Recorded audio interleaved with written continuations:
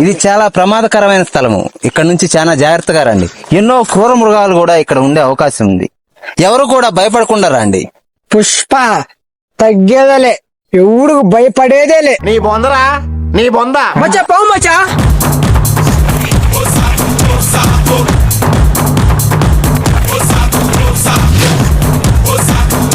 పామా ఎక్కడ్రా? స్నాక్స్ కి పనికి వస్తుంది. ఈ పాములు తింటాం ఎంతో ఆరోగ్యకరం. ఇందులో విషం తీసుకుని తింటా ఉంటే